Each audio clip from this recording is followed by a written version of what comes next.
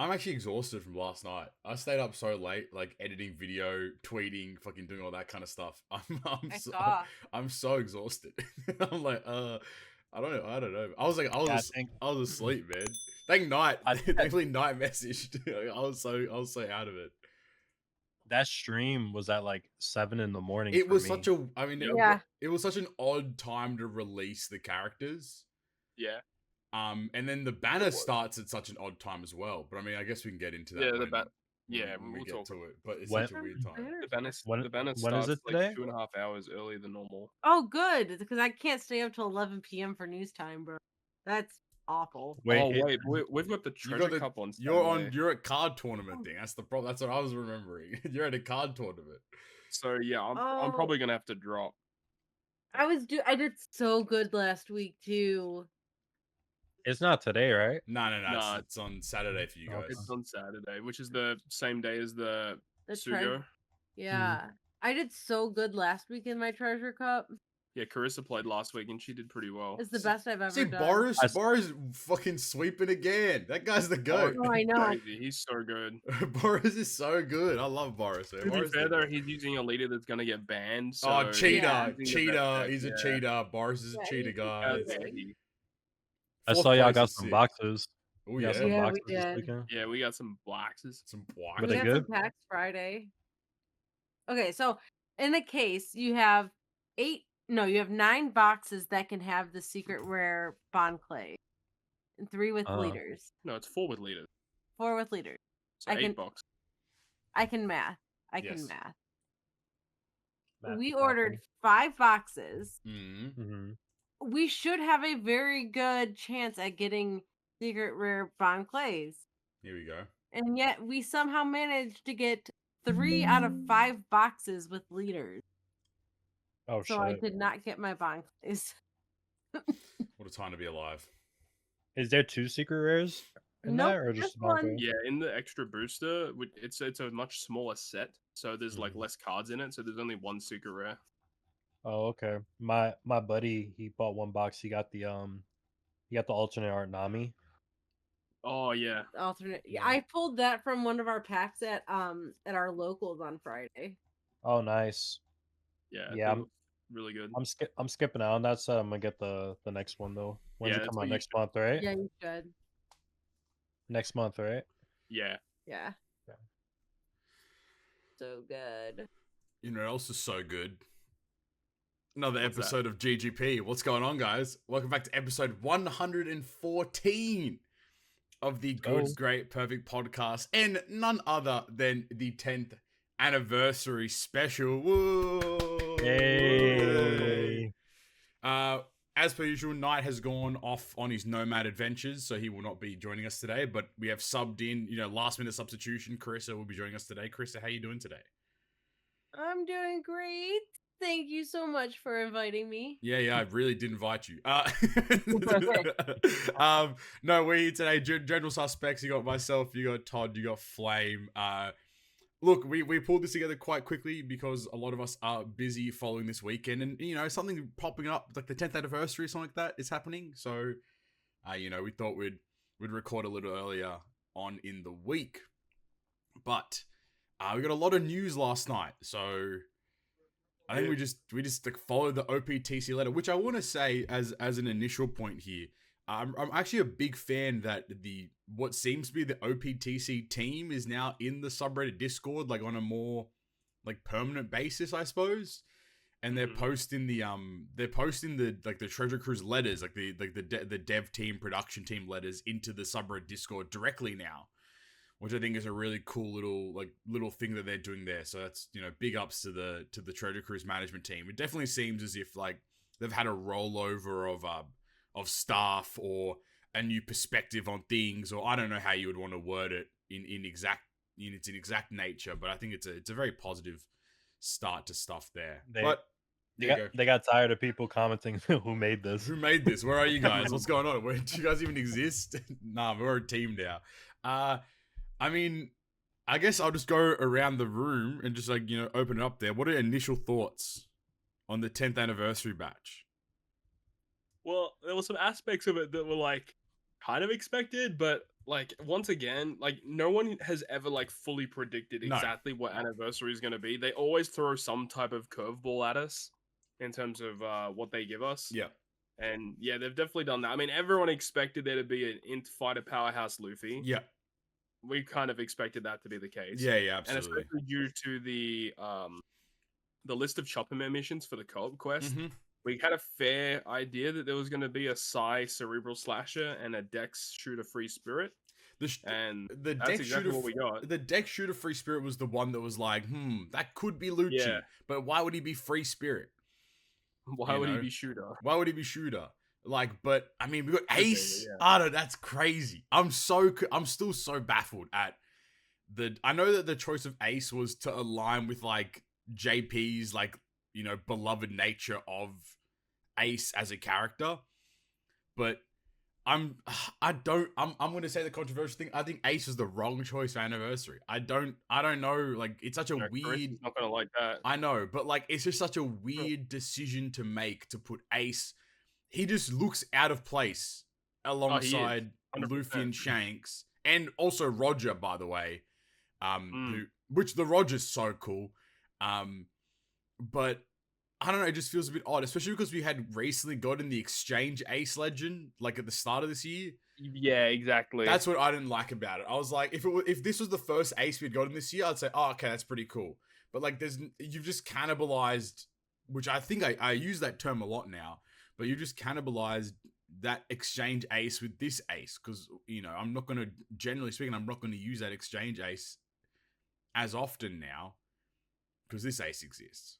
But yeah, Flame, I know you were on the outskirts. Well, how did you feel about the character selection? Well, I had messaged you privately. I thought that there was going to be a Gear 5, obviously. Yep. And Shanks, and I thought there was going to be a Lucci. Yep. I don't know why they put Law and Kid in the background. I think I hate that. weird. I think it looks great for the art. Sense. It looks great for the art, but it makes no sense for like the unit. Like Gear 5 appears in two things. What? Yeah, that's crazy though that we actually did get a Wano unit for 10th Annie. Yeah. Come on, man. Don't do that. Don't do that. Not shocked there. The Yonko legend is cool. I think that's pretty sick. Ace, I mean, I guess the community's obsessed with him. Yeah, I guess. Yeah. At least it's like an original idea with the Ace. It's not like Marine 4 Days. Marine 4 Days. Like throwback. The Roger's pretty sick. I really like the art.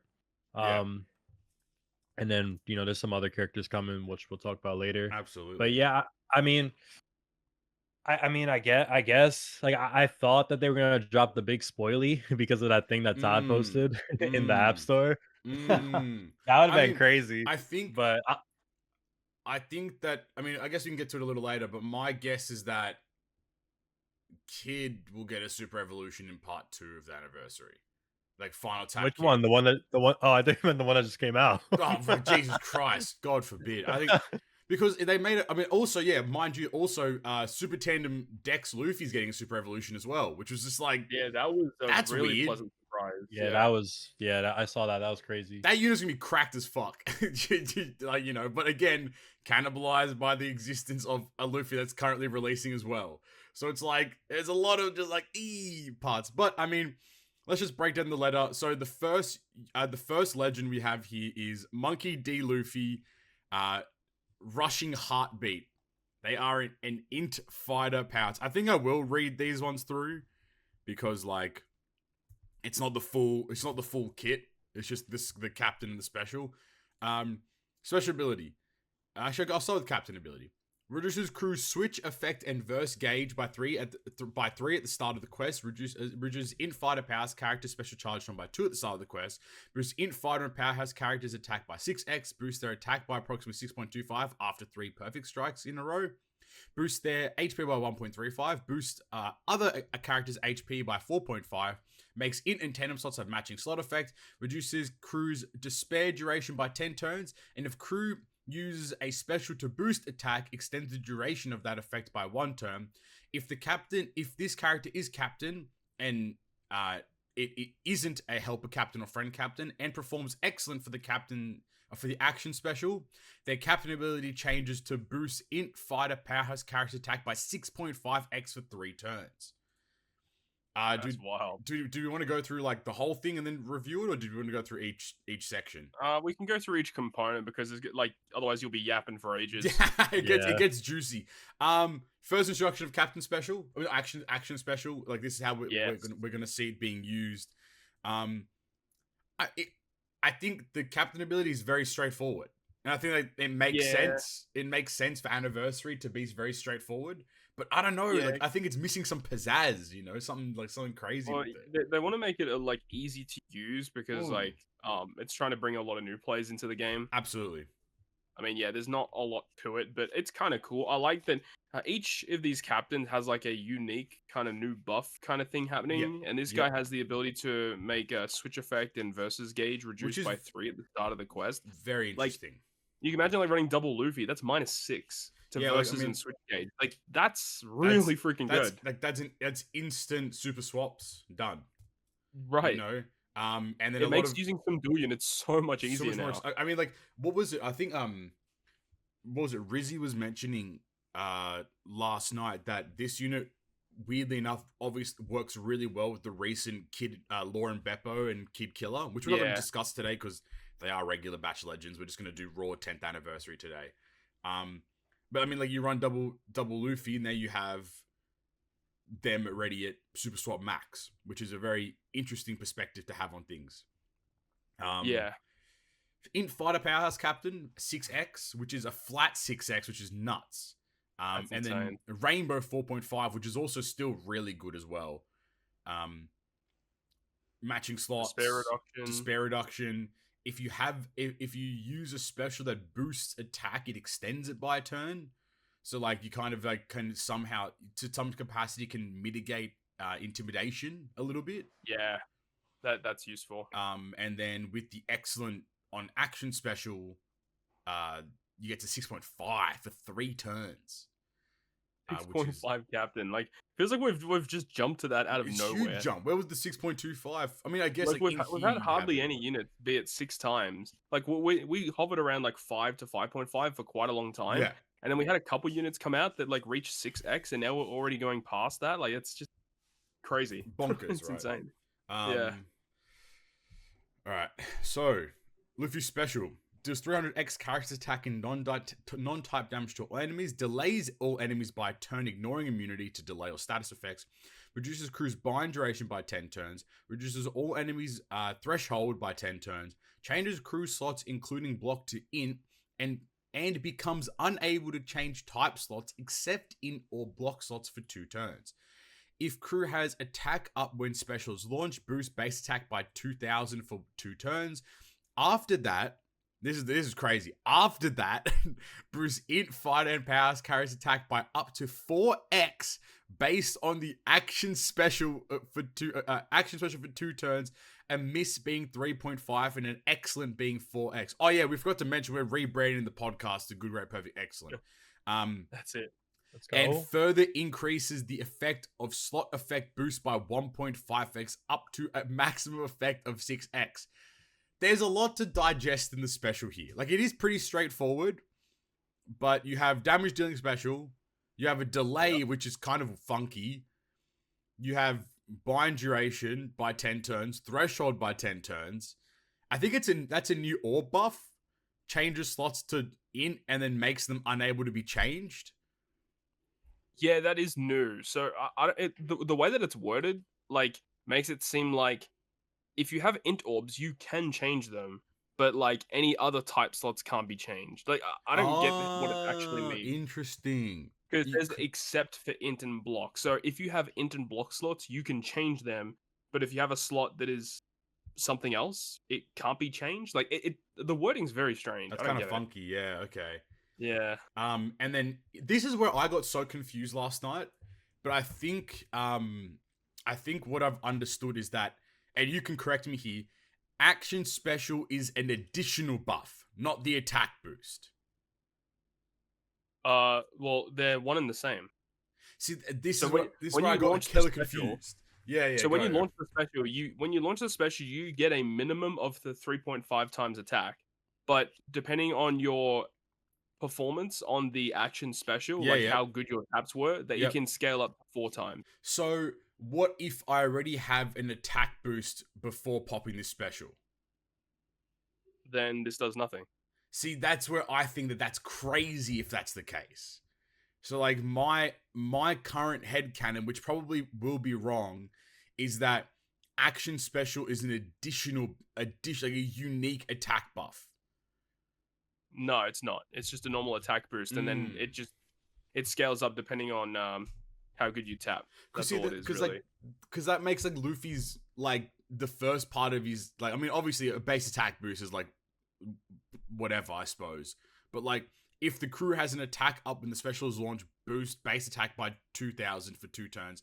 After that, see, that's what I mean. Like that after that is a very funky like little wording there. Yeah, they've been doing that recently. They've changed the wording on some specials recently, but this basically means that it's like all of these effects will be happening simultaneously. So basically, like if you have an attack buff, then you get the base attack. But then if you don't have an attack buff, then you get the attack buff. Right. Okay. It's kind of like saying it's kind of like saying if you have an attack buff, get the base attack. But then it says like otherwise get attack buff. Okay. That's kind of like what it is. They're just changing the wording. I'm still holding out for action special to be a unique attack buff. I get where you're coming. Crazy, I get where you're coming from, but I'm holding out that that's the case because, I mean, other than that though, and further increase the effect of orb boost by 1.5x. Come on, dog. Yeah, that's crazy. Like that is. Like this character, like one thing that I kind of about this unit special that I thought was like the most bizarre shit that made no sense was the delay. He got a guaranteed delay. Yeah, I was like, what the hell? Why does he even have this? Especially because we'll talk about Ace later. He does like ignite, and then gives status boost ignite. Yeah. But he actually gets the conditional boost. This character just delays, but then doesn't get a conditional boost. But then I gave it a bit more of a thought about it, and it makes sense because the Dr. Vegapunk that just came out, he has a potential, like when you activate his special, you can select what buffs you want. Yep. One of his buffs gives you a conditional boost against delay, defense down, or poison. Yep. And then Luffy's second class is Powerhouse, and he's int, so you can change it to Cerebral. And the fact that this character, when you use his special, you get an attack buff, but then you could also get the buff whatever orb boost you have. So Vegapunk can give you an orb boost, and he can buff the Vegapunk orb boost. Yeah. Or if you have the attack buff already from Vegapunk, you can use his special to get the base attack instead. Yeah. So this synergizes really well with Vegapunk. I think I'm curious to see what icon that orb boost will be. Like how will it play out? I assume it's just like the orb boost with the plus on top of it. Because like I guess up to 6x max is crazy, by the way. Like yeah, that's wild. Because if you have a 4 times orb boost and you multiply it by 1.5, you get the 6 times. Yeah, which is just fucking ridiculous. Like imagine having a 6x orb boost, 6x attack boost in the modern era. Like that's fucked up. Like that's too much. Like they're giving us these massive captain multipliers, and they're giving us these massive special multipliers as well. Like, bruh, it's actually crazy. What is happening? Yeah, absolutely. All right, so EX Super. If any 3 of the following are on the crew, it lists out all the Straw Hats: Yamato, Law, Kid, Ace, Sabo, Shanks, and Roger. Heals 30% of crew's maximum HP, which I think is an overheal as well.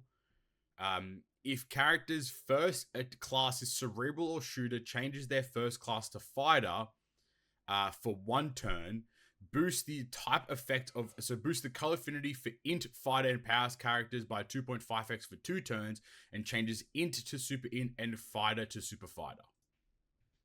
Yeah, pretty solid. Not bad. Pretty straightforward. I kind of wish that the class change was just like, no matter what class it is, change it to Fighter. Yeah, I agree. I think they realized they made a mistake with Zoro and Sanji. Yeah, Zoro and Sanji are kind of cracked. Like the fact that they can just change everyone nonchalant, just do it. Like is kind of ridiculous. One thing I want to point out: this requires 3 units. The other ones only require 2, which is really. I mean, like obviously these units are more accessible, and you're more likely going to use them in a team together. But at the same time, 3 units is a lot.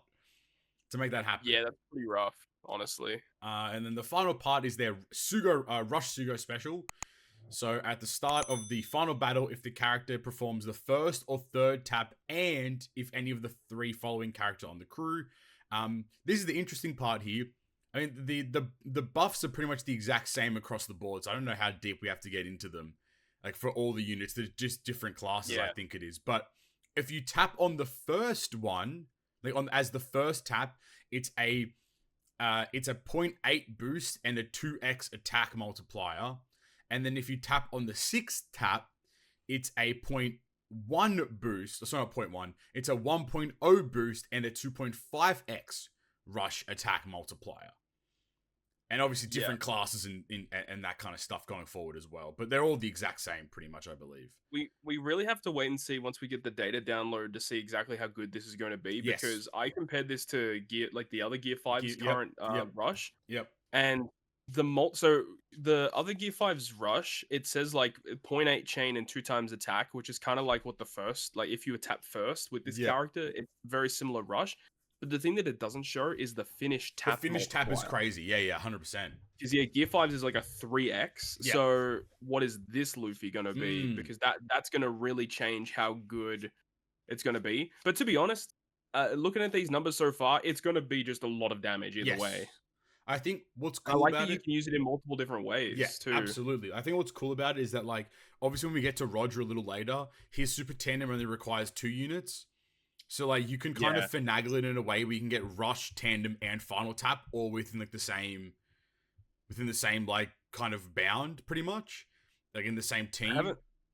Yeah, that's true. Yeah, so it's just the final tap. We don't know like who would you put for final tap, I suppose. But like, I guess Law and Kid, right? Law and Kid, are they tandem or final tap? Law and Kid's tandem, like that dual unit Law and Kid.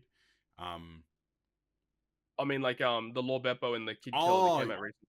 I got it mixed up. One of them might be final tap. I'm not actually sure. Yeah. Flame. What's the vibe, bud?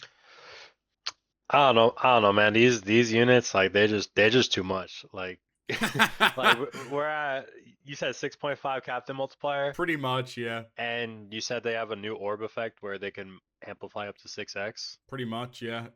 Yeah, I mean, like unless you're going against the Kisa bosses that have like a trillion health, like it's like they bros just work. Also, I don't know if you actually we haven't discussed, we haven't had time to yet. The damage cap changed to 1 quadrillion damage now is the highest damage cap you can do. So makes sense when you have a look at what they've done. Exactly right, you know, and they've changed the it's look, I think like have you seen the captain like the action special stuff yet? I haven't, and I didn't even know that we could even go up to quadrillion. I didn't even know that was a fucking number. It literally came out like it came out with the recent Kazuna, because they changed the HP scaling for Kazuna as well. So now you can go up to quadrillion, which is hilarious. Is that just because everybody's overkilling? Is that why? I think it's definitely that, and I think that like they try to like solve the problem for 3-star, because like 3-star you could cap out at 1 trillion damage, and then you can just keep running 1 trillion damage forever. And like that means like you could just farm 3-star and like it was absolutely broken. But now that that threshold's gone higher, it means that 3-star like kind of stops at a certain point. Like you can't really keep feasibly running that for like as long as you might, like as long as you previously like wanted to. I think that was kind of the point there. But action special is basically like, what's it called, like in Dokkan, like the Z mode. Yeah. It's basically that, but prettier. Like it's more or less so when the you exact same activate thing. the special of the unit, there's going to be like rings that come up, and you tap during the special animation, and then depending on your tap timing, you get like better buffs. So we're a rhythm game pretty much at this point. You know, like it's you're a bubble popper. But the other cool thing about action special is that you can skip it, and then it's just a percentage chance on how successful it is. So like, I think it's a 20% chance to be excellent. It's 30% chance to be perfect, 30% chance to be great, and then it's like 20% chance to be good, and it's like 10% chance to be a miss or something along those lines. So it's like if you skip, odds are you'll still hit like a good or a great for the most part. And like even then, it's like a miss is a 3.5x attack boost. So like even if you miss, you're still gonna have 3.5x attack boost, which is like ridiculous. That's you know crazy. What I mean? And also Todd, the reason why I asked like what the new icon for the buffs were, I just figured it out just then, is that because the action special, like the value technically changes, like will the 1.5x be like will that be able to change? So let's say like if my initial buff is 3.5x and I multiplied by 1.5, obviously that gives me a certain number. But if that goes up to a 4x, is the 1.5 like change that as well? If that makes sense. Well, it depends. Yeah, it would. Yeah. Yeah, okay. Well, then in that case, like, yeah, I think, like, the more that I read these units, the more that I realize that they're actually a lot better than I had initially anticipated them to be. Oh, yeah, they're good units, for sure. And this isn't the full kit. We still don't know Rumble abilities, Grand Party abilities, and all that kind of stuff. Support, true. All right, out of 10, I suppose, for Luffy, the mainstay. With the info that we have, I do think Luffy is, I think out of the three, he's probably well, it's hard to say because like, I think I do like Luffy a lot. Yes. But I do think another one of these units is probably the unit that I like the most and the unit that we'll see the most play. So I think he's probably like number 2 for me. But I think out of 10, I would give him like a solid like 9.4. I think I'm about the same ballpark. I'm about like a 9 to a 9.5. I think the unit's very strong, but I think that there are some other units here that kind of do some crazy shit. Marissa said she gave him an 8.7. 8.7. Flame. Well, I gotta stick with my motto that I always used to say when I played. Main character is always the best, so give him that number 1. Give him that number 1. There we go. All right. Shanks. Oh my god. I mean, we kind of expected it. Mind you, another Psy Shanks. Let's go. Still no strength Shanks. Where's the strength Shanks at? Red Shanks. Never to be. Who? So Shanks is a Psy Cerebral Slasher. His captain ability sets ship's special charge time to max at the start of the quest. Boost characters. That's crazy. Wild, by the way. Boost characters attack by approximately 6.25, and then he boosts Psy, Cerebral, and Slasher characters attack by 6x. Boosts the HP by 1.35. Boosts other characters attack by 4.5x. Changes crew's int and dex slots to Psy. Makes Psy and tandem slots have matching slot effect, and reduces crew's bind duration by 10 turns. If crew uses a special to boost type effects, extends the duration of that effect by 1 turn. If this character is your captain, and performs an excellent for action special, the captain ability changes to boost Psy, Cerebral, and Slasher characters attack by 6.5x for 3 turns. Pretty straightforward. Bind reduction. I'm very shocked that he's you said Slasher Cerebral? Yes. Very, very shocked. Yeah. Absolutely. No one saw that coming. But I mean, yeah, that number 1 thing there of setting the ship special to max. Wild. Yeah, that's crazy. That has a lot of implications. I'm trying to figure, like, I mean, I don't know much about the new ships or whatever, but like, in what situation do you actually want that? Yeah, it's a bit of a niche ability. I don't think it's going to be like I don't think Shanks is going to see. I think out of the 3 headliner units, he's going to see the least amount of play, in my opinion. Okay. Just because of like his abilities are unique, and that is what makes him valuable to have. But I just don't think he's going to see that much play because it's a little niche, honestly. But still, he has good synergy with other good like cerebral or slasher focus units. Like, I don't know, for example, you could have like Int Uta alongside him. You could run like a hybrid you can remove like bind paralysis and like special reverse Psy Uta, as you said, to remove special bind or whatever. Yeah.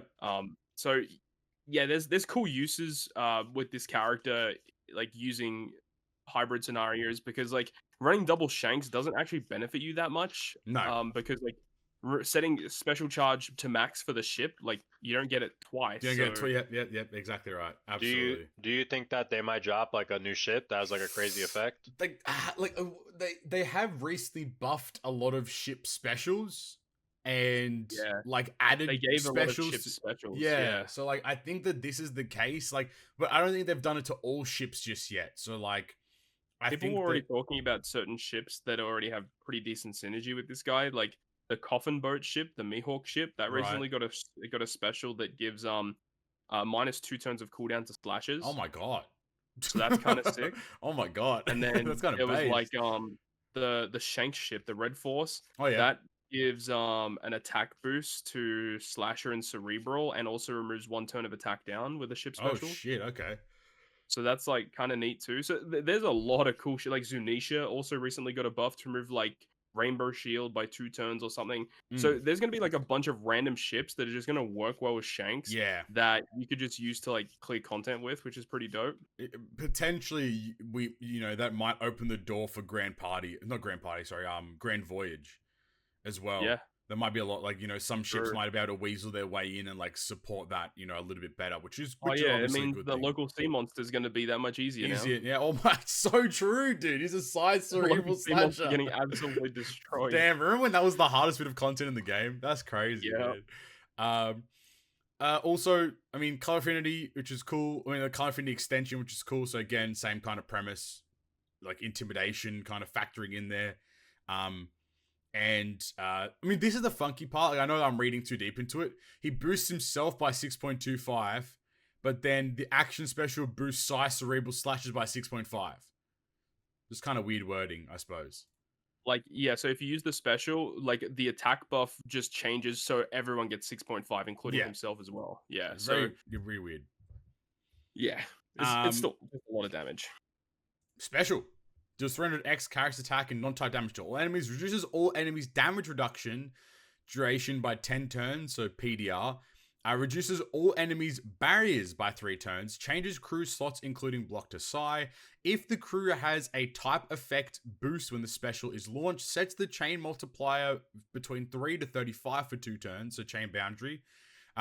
After that, boosts Psy, Cerebral, and Slashes characters type effects of normal attacks up to 4x based on the result of the action special for 2 turns, so 3.5 up to a maximum of 4, and further increases the effect of attack boost by 1.5x. Yes, sir. Very strong. Very fucking strong. Yeah, so it sounds pretty good synergy with the Luffy, honestly, because so Luffy's attack buff being a 4x, and then Luffy also has the EX Super to grant color affinity. So you can use Luffy's EX Super to get color affinity, and then if you use Shanks, you get the chain boundary instead. Yeah. And then you get the buff to the attack buff of Luffy. So you get a 6 times attack, 3.0 chain boundary. 6 times attack. It's just so remember when we used Toki? Remember Toki getting the 3.5 attack and all boost? Toki's broken! Oh my god! It was the most busted thing ever, and now we're getting a 6 times boost for the whole crew. What is happening? Oh my days, dude. Barrier's cool. I think 3 turns of barrier is actually low-key, kind of great. But I mean, it gets me concerned, what content's coming out. 3 turns of barrier is fucked.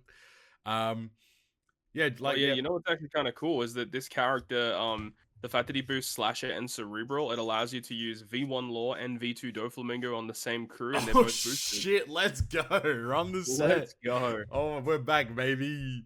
As long as there's no normal attacks only. Oh, yeah, dreaming, mate. You're absolutely dreaming if you're no NAO. His EX Super. Any 2 of the following. Luffy, Roger, Blackbeard, Buggy, Kaido, Big Mom, Mihawk, Beckman, and then the rest of his crew, and Uta. Reduces all enemies' intimidation duration by 2 turns. And if character's first class is shooter or fighter, changes their first class to cerebral for 1 turn. Boosts Psy, Cerebral, and Slashes orbs by 2.5x for 2 turns. And changes Psy to Super Psy and Cerebral to Super Cerebral. Intimidation reduction. What a time to be alive. That's pretty cool. Again, pretty straightforward. Depends though. a lot of the times when there is intimidation, it's usually more than 2 turns. It's like 4 or 5 turns, or like, if not so more. I don't know how good this is going to be, and this is what I was saying. Like, I don't think Shanks is going to be as good as what we think, because like 2-turn intimidation, yeah, it is cool, and yes, if you're on double Shanks, you can remove 4 turns of intimidation. But again, I don't know how useful that's going to be. I mean, with all of these legends, if you use them correctly, you can actually get their attack orb or affinity buffs last for 3 turns anyway. So against certain boss fights, that might not even be that big of a deal. And I just think it would have been better if instead of removing 2 turns of intimidate, it should have just been remove 2 turns of all enemy buffs. Yeah, I feel that. I feel that too. That straight up would have just been infinitely better, because you could remove Rainbow Shield, Threshold, enemy attack ups, just any buff that they have. Removing 2 turns of it would have been so much better. I will say, Todd, you're notorious for saying Shanks is average and then become really good. So we'll see how we go. Okay, wait, hang on. Which Shanks did I say was average and was really good? V2 Shanks you said was bad. Remember the days? Okay, that's crazy. On initial release, yeah, I did say that. I'm playing. I said V2 Shanks on initial release was not good, yeah. And then it ended up becoming like one of the best legends in the game at the time. What? Oh god. And he also does an attack buff as well, which is pretty good. I guess. Man, my bro just be hating on them int units. Pudding. No, okay, don't. Why are you bringing pudding into it like it's pudding matters at all here? All right, Rush Sugo for Shanks. At the final battle, first or 6th tap, and then any 2 of the following. Same thing, different classes, and colors. Any 2 units though is the interesting part here, as opposed to 3. And then, the fact that Luffy needs 3 is kind of wild. Like, why are they adding so much nerfing shit to Luffy? Come on, man. And then to end it off, Shanks will be our 2nd alternating character. Yes, guys. I'm so happy. That's ridiculous. Shanks, guys. Yeah. Like, oh, come on, man. All right, out of 10. I mean, hang on. Which artwork do we like the best, though? Oh, good question. That's going to be the question of the show as well. Yeah, that's all right. In the comment section down below, which Shanks art do you prefer? Do you prefer the one with the new Yonko or the one with the previous Yonko, the old heads? I kind of wish they did like pre-time skip, and instead of Blackbeard, yeah, fuck off Blackbeard with white. What the hell? What Blackbeard there? That would have been so sick. Fuck off Blackbeard, weird guy. Speaking I think, of Shanks, here we go. Fuck Stump, right? Oh yeah, true. Fuck Stump. I hope the next time he gets an onigiri ball from 7-Eleven in Japan, it falls out of his hand. That's what I hope. Yeah. I think I don't know, actually. I think I initially liked the old art, but now I kind of like the new one. I don't know. Both of them are actually great artworks, though. I think like the base artwork looks really cool, and I think it is the better one, but Shanks looks so badass in the old one. I know. Look at that chest, mate. Yeah, yummy. What? I like the alt one. Yeah. All right. Out of 10, though. What's the vibe? I'm thinking like 9. I'm in the same ballpark, I think. I think I've been convinced. I think he's obviously still 9. very good, but like not there yet. Got that 9. Wait, Chris, you're ranking this 8.7? You just ranked Luffy 8.7. So the same? Noted. Well, you're not going to give Ace an 8.7, are you? Yeah, okay, all right. All right. And obviously the third and final captain, or final unit, sorry, is Ace. Random choice. Let's go. This Ace is based upon one of the artworks from the One Piece magazine. He is a dex shooter and free spirit character. His captain ability reduces dex shooter and free spirit character special charge time by 50%. Odd numbers will be rounded down. What? we have percent-based reductions now? What the fuck? So cool. Boost the HP by 1.35, attack by 6, and if they boost their attack further if any enemies were defeated in the previous turn, up to approximately 6.25 in 4 straight turns. Boosts other characters' attack by 4.5, makes int, dex, psi, and tandem slots have matching slot effect, reduces crew's special reverse by 10 turns, if the crew uses a special to boost slot effects, extends the duration by a turn. If this unit is the captain and performs excellent for the action special, their captain ability changes to boost Dex, Shooter, and Free Spirit characters by 6.5x for 3 turns. We got percentage-based cooldown reduction. Woo! I think this is going to see the most play out of all the anime units. This unit in TM is fucked. Like, yeah, good this guy is as a captain in Treasure Map. Like, I mean, everything. yes, he only gives cooldown to Dex, Shooter, and Free Spirit. Free Spirit. What's up? Free Spirit right there. Right? Like, you know, Free Spirit is crazy. Free Spirit has so many good units. Like, you know, it's a really good captain ability. Four what is it? 4 of like the 7 or 8 matching slots as well. Yeah, so many matching slots. Like, you know, that's already bonkers. And special reverse Special resistant. reverse is really good. I think like a bit unnecessary, but I get it. Is like the boost attack by 6x and then further boosts it when an enemy is defeated, but only for 4 straight turns. It kind of makes sense, and I guess you're not gonna have to do much stalling with this, so you can just like fly through it. Good point. Very, very good point. I suppose. Yeah, you don't really need to do much stall at all. So by the time you get to the boss room, you'll be like max multiply, and then when you special in before Blitz is 7 turns again or 7 stages. No, they better not. I swear to God. I'm gonna fucking lose it. I'm gonna lose it. I mean, again, like we've kind of said it for the last 3, the last 2 units, but the captain ability is just very straightforward, as you know, as we've kind of expected it to be. But yeah, 50% cooldown reduction is so fucking cool. I think that's such a We're dope also buff. discussing it in the subreddit Discord today about like how this is actually going to work. Like a lot of the time when a captain ability says like give cooldown or whatever, I think it usually occurs after the sockets and the ship has been interesting. applied. Yeah. So like if a character starts at like let's say 15 turns and then sockets give -2, so you go down to 13, ship gives let's say 2, so you go down to 11. Yep. And then Ace would apply, which would give 50%, which would put it down to well, it rounds down, so you get like the worst one, so it'll go from 11 down to 6. Yep. But then we don't know if the 2 aces are going to activate simultaneously. So do you get like 5 minus 5 immediately, or is it like 5 and then whatever you have left would be like 2 or 3 more? I feel like I feel doing it simultaneously would be weird. I don't know, to be honest with you. Now thinking about it. Yeah, we don't know how it's going to work, but honestly, I don't think it matters. Like, you're just going to have very low cooldowns when you start. Even if they happen after each other, like you go, like you said, from 11 to 6, and then you go from 6 to 3.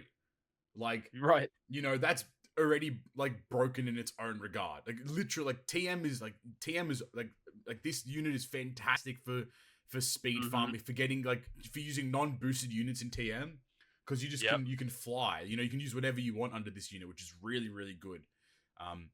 And I think, you know, it's a very cool buff. I think that what they've done is awesome. Like, even Shanks's one being like maxes out the ship special is kind of funky, but like it's unique, you know, it's something completely different that we haven't seen, which is I think what we've all wanted for these units to actually to have. Ace is special. Reduces crew special charge up by a turn. Okay. Yeah, just because we needed more cooldown. Reduces crew's paralysis by 10 turns and damage nullification by 3 turns. Changes crew's slots, including block, to dex.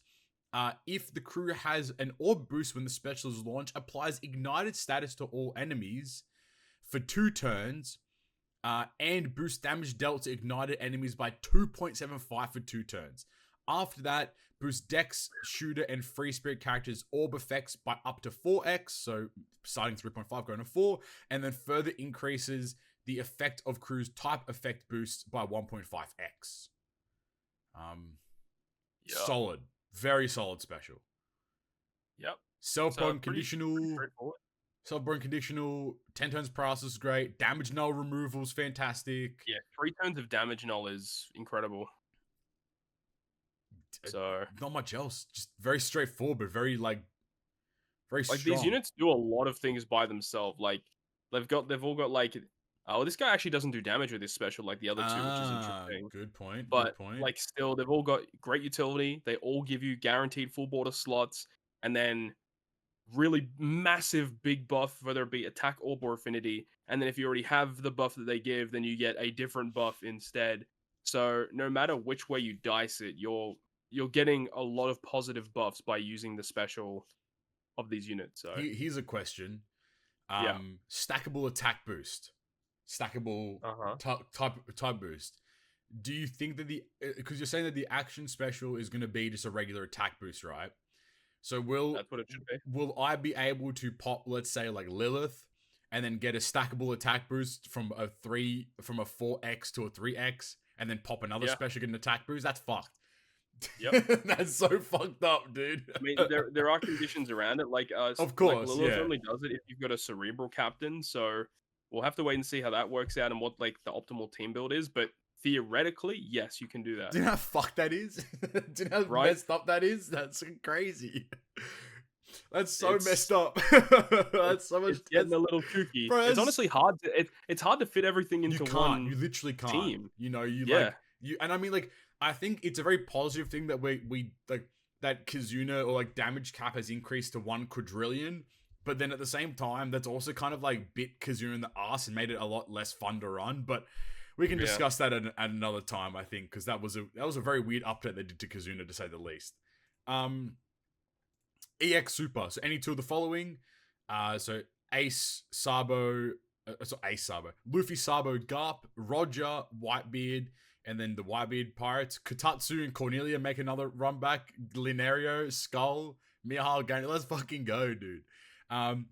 Reduces crew special charge time by turn. If character's first class is fighter or cerebral, changes their class to shooter, and for 2 turns boosts shooter and cerebral's attack by shooter free spirit attack by 2.5x for 2 turns, then changes shooter to this one changes classes. I didn't even realize that. He doesn't give super dex. Yeah, I guess because you have Roger there. Changes shooter to super shooter, and then free spirit to super free spirit. Very straightforward. And then the rush, same thing again, exact same buffs, but with 2 units instead. One thing that I wanted to point out before we get into like the score for Ace is that my question will be: will these EX supers be able to be used as crewmates? No. There we go. It does specifically say that Rogers can. But it doesn't specifically say that for the other 3. Very true. Okay, there you go. Yeah. All right, out of 10. I would give it 9.5. Okay. Same here. It's funny how they make the random unit. Oh, it's always the rando. Why? It's always the rando. It's so good. Ace is great. I agree. I think Ace is. What would you give? 12. 12. What? Oh. All right, I'll give it a 6. Fuck you. You gotta balance out the that averages out to a 9. Makes sense. I guess we'll just jump to the King of the Pirates. Mind you, they've called him Gold Roger here, not Gold D Roger. Very weird thing, but okay. Oh, I guess technically during his execution, they did actually call him Gold Roger. But actually, in the EX Super, it says Gold D Roger. Is it the same unit? Shut up. King of the Pirates, Gold Roger, the man who achieved it all. Dex Slasher Powerhouse unit. Funky little combination there. Big artwork, by the way. Oh, fucking incredible artwork. Oh, it's so dope. Captain ability. Wow, it's not a paragraph for once. Reduces crew's special charge time by 1 turn at the start of the quest. Boosts crew's attack by 5.5x when slots match, 5.25 otherwise. Boosts their HP by 1.35. Reduces crew's special bind duration by 10 turns. And boosts berries and pirate EXP by 2.25x. Yeah, it's not bad. Very strong. A rainbow 5.5x? Damn, what the hell? And you get cooldown, berries and EXPs. Incredible, by the way. It's like the best beginner legend you can get. Absolutely. Just about. Like literally, if you start an account and you get Roger, like you're set for like forever. Yeah, he's pretty good. Special reduces all enemies' defense up by 7 turns, reduces attack down by 7 turns, changes character slot to tandem, and that changes everything. So including super block, Wino, Sembler, and Rainbow slots. Actually, it doesn't change super bomb. Oh, shit, Drew, you're so right, bro. Damn, he's so smart. Prevents character slot from being changed until you land a great. Reduces damage taken by 95% for 1 turn.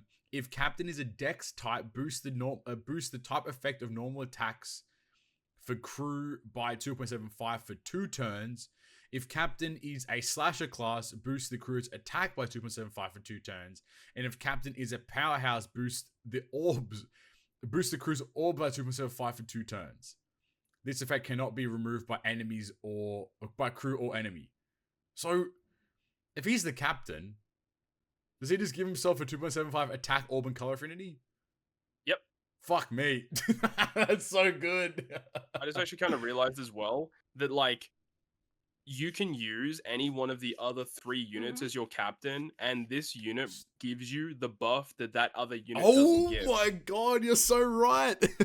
So it says if you have a Dex captain, so if you have Ace as your captain, Ace doesn't give you color affinity, he gives you attack and orb. This guy gives affinity. Yep. And then it's the same with all of them. So he's like the final puzzle piece that works well with all of the other 3. Shit, you're so right. Or you could just have this guy by himself and get all 3 of the buffs that cannot be removed by the crew or the enemies that last for 2 turns. And then when we look at his EX Super, you can make it last for 3 turns. And So defense reduction, attack down. Yeah. He gives himself the tandem slot so you can get his super tandem off. He reduces damage taken. Like, oh my god. Or just so good. He's actually cracked. Like, low key, he might be the best of the other 3. His EX Super so requires any 3 of the following: Luffy, Ace, Shanks, Rayleigh, so his crew, Odin, Whitebeard, Shiki is funky as. I love that they have Shiki there, and Big Mom. Or if the crew has an attack, orb, and color affinity with an effect of 6x or more. Why the fuck did it say or more? That's crazy. Future-proofing this guy. Yeah. It's a future-proof. Extends the duration of crew's attack, orb, and color affinity duration by 1 turn. Changes, and then this is the cool part. Changes Dex to Super Dex, Slasher to Super Slasher, and Powerhouse to Super Powerhouse. So 3 things from his EX Super.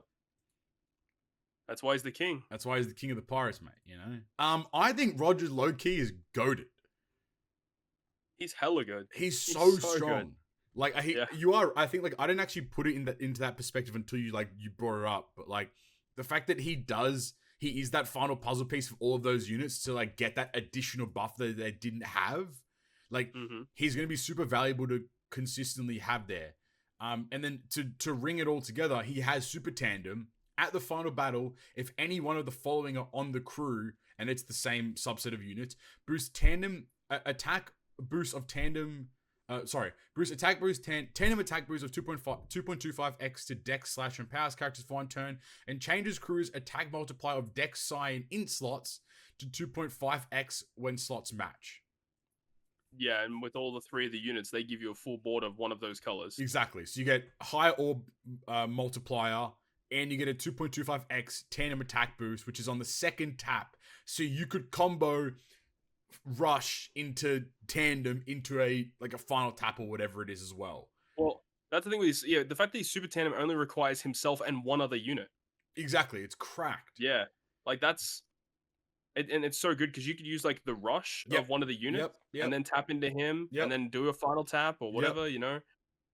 Like it opens the door very nicely for and his special like is really nice too because he gives you a guaranteed tandem slot that goes basically through everything. Exactly. It can't be changed, all that kind of stuff. It's kind of like a better version of like the lead performers free to play that we got. Ah, great point. Yeah.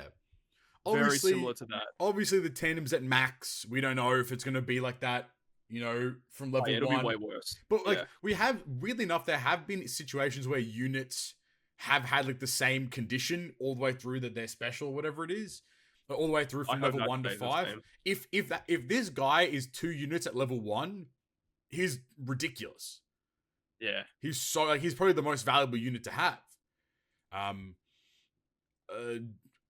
very impressed. Very, very, very impressed by this unit, to say the least.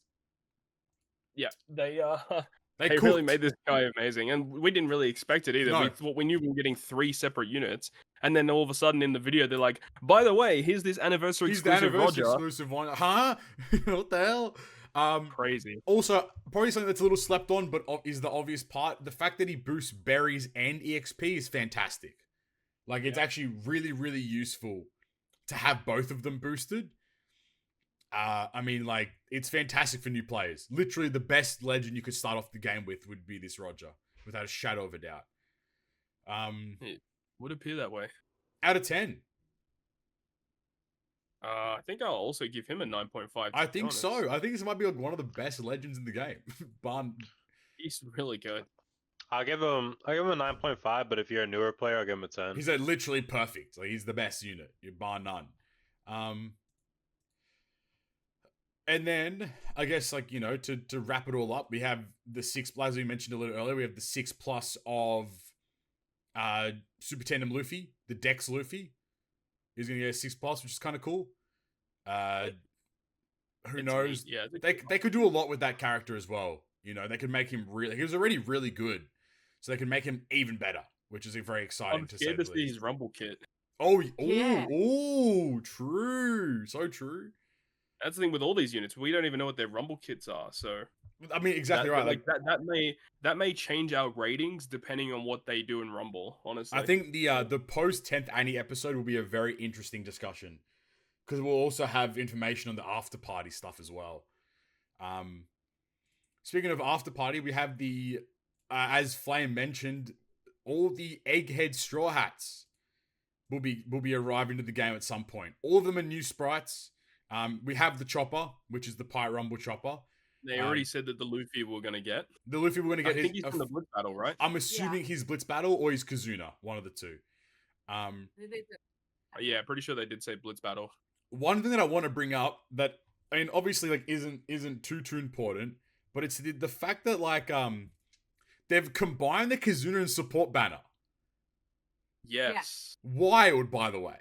Like, that's such an interesting thing to do. I think what they've realized is that the Kazuna banner is stinky, and people don't really like it, or people don't really pull on the Kazuna banners that much.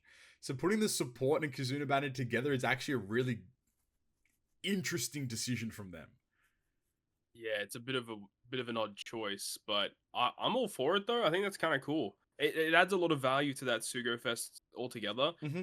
But another thing that is a little interesting is the fact that the After Party Sugo Fest is not labeled a Super Sugo Fest. No, you're right. It's just I think also what's gonna happen with that? One person did mention again. Sorry, Rizzy did mention. Sorry, that the if you look at like the theming of like that purple theming behind the After Party thing, if you want to start drawing straws, you could potentially lead that towards something like a Lucci. So I wouldn't be shocked if we get a Kazuna Legend Lucci, and then a support Stussy, and then like a Kazuna Rare Recruit Kaku would be my guess, if they were to do that. Interesting. I don't know though. Why can't Kaku be? Kaku's not getting a legend. Don't give him the respect that he doesn't. He doesn't deserve Giraffe shit. Raff. You saw him. He was fucking doing windmills, and then Zoro woke up and said, "What's up?" Like, come on, what are we doing here? Animation was crazy on animation, that, bro. He was fucking hitting them windmills too, and Zoro's like, me, fucking whoop, I'm awake. That's really it for like units and stuff, I suppose. Like, I guess like for the remaining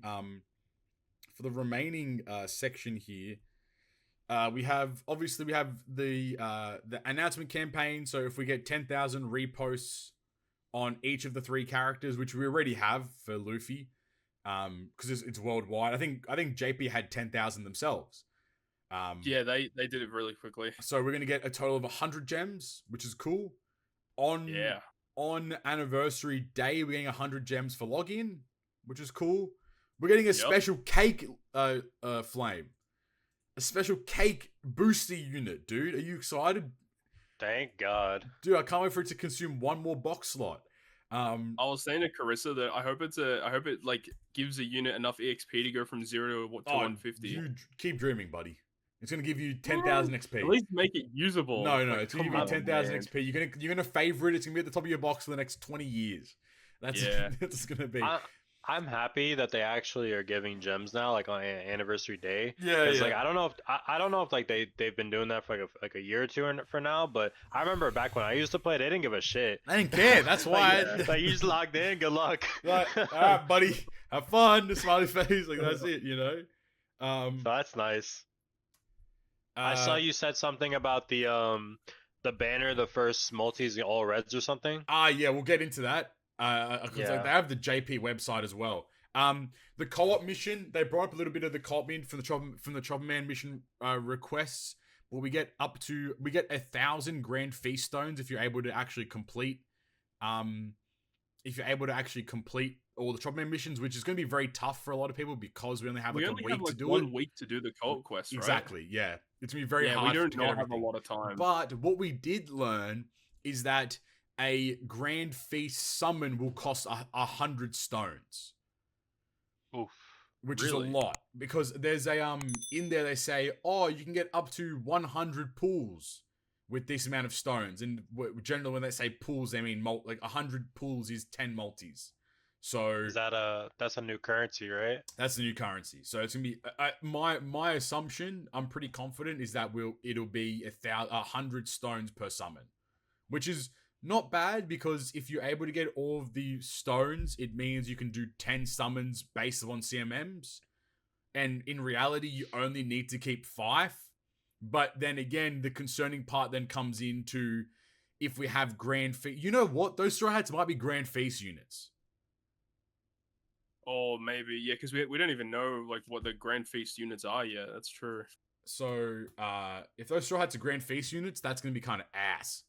I'm posting the little like the subtitles they had there, but I mean that's cool. We look forward to that, I suppose. Like I think co-op is gonna be a very daunting and exciting moment for a lot of people as well. So we'll have to wait and see. Choose Your Own Legend is coming back. Let's go. Hey yo, low key, kind of based. I'm really happy that they're doing that, to be honest. So it's that should have always been a thing. Yeah. So you were getting one May. So it's happening later in May, like later in the month. Every day we get a choice of 1 of 10 characters, and the choices change every day.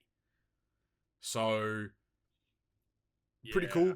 Hopefully people will be able to pick up some of them newer units. That'll be kind of fun. I think the thing that annoys me, and this is me being pedantic Poppy again, is that we get like these choices come after the bounty tickets, which is just kind of weird, you know? Like, I don't know. I just feel like hopefully the array that they've shown on the screen is not the end all be all of them, and there's more options or something like that too. Yeah, I assume it's probably just gonna be like it's gonna go through like it gives you 10 selections, so it'll probably show like eventually most of the legends in the game, and it'll just kind of cycle through. Like maybe it'll show some old stuff, and then it'll eventually show some new stuff when it gets towards the end. Absolutely. And then we have 10 free multis. And then the caveat to that is it's 10 free multis.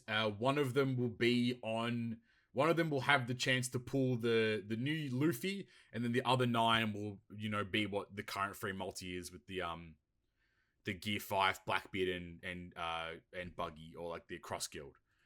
Okay. We have the trial quest. So not the trial quest. We have the test, like the lottery. So lottery will be every day from the 12th of May JST to the 27th of May JST. Everyone will win at least 1 gem, but the maximum reward is obviously 100, which is cool. And then there's the sharing a decade's worth of rainbow gems campaign, which I don't know if you guys saw, but on the JP website, the total amount of gems that will be shared is 5,260,320. What? Yeah. So there will be a quest from the period of the 12th to the 21st. Clearing that quest, I think I don't know if it puts you in the draw or just like adds you to it, and then those gems will be split up between all the players that played that quest. So hypothetically speaking, really? I think so. That's what the Japanese reads. But keep in mind though, I mean, ideally, if 100,000 people play it and it's split evenly, then we all get 50 gems. I mean, to be honest with you guys, I'm happy to play the quest. No one else has to. That's fine. I'll get 5 million gems. But I think that's how I've interpreted it. But obviously, I could be wrong. but it's out of 5 million gems across all players. I think what Global has generally like 80,000 odd players to 100,000. JP has anywhere between 300 to 500,000. So like, if you think of it as like, let's say 500,000 players, that means every player gets 10 gems, which is kind of, you know, lackluster. But I mean, not the best, but it 10 could be better. We'll see. 10 gems is 10 gems. Yeah, beggars can't be losers. True. If you clear with the, like, again, another thing here is if you clear the Luffy Schmeat Carnival pause, 100 players will randomly win 100 gems.